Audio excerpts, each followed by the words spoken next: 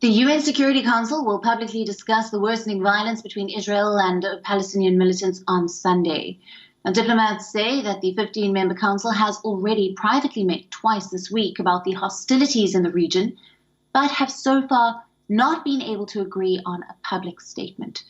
US President Joe Biden said on Friday that discussions with leaders of the region are a work of progress right now. Now, the US has until now maintained that Israel has the right to self-defense. I had a brief conversation with him yesterday, and I have my intelligence community, the Defense Department, as well as the State Department, have been in contact with all of their counterparts in not only in Israel but in the region. And one of the things that I have seen thus far is that there has not been a significant overreaction. The question is how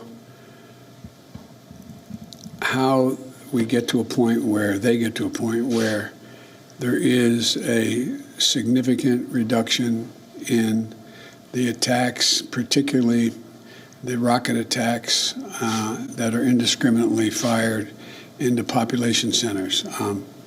But I expect I'll be having some more discussions. And we haven't just spoken with the Israelis, with the Egyptians, the Saudi, and others. So it's a work in progress right now. Meanwhile, dozens of pro-Palestinian protesters gathered outside the Museum of Modern Art in New York, calling on the US to immediately stop all funding of Israel.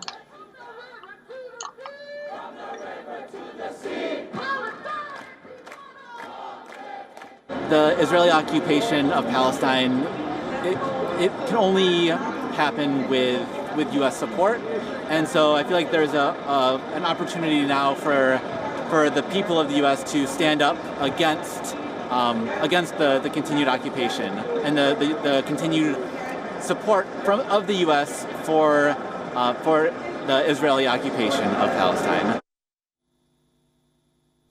The U.S. Secretary for Israel-Palestine Affairs on Friday arrived in Israel as a part of mediation efforts. Hadi Amir will hold talks with both the Israeli officials and Palestinian leaders in the West Bank and encourage sustainable calm in the region. But so far, Israeli Prime Minister Benjamin Netanyahu has given no indication that Israel was ready to ease its campaign in any way. The UN said that at least 10,000 people in Gaza have been displaced from their homes by the bombardment.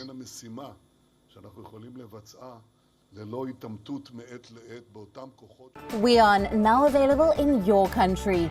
Download the app now. Get all the news on the move.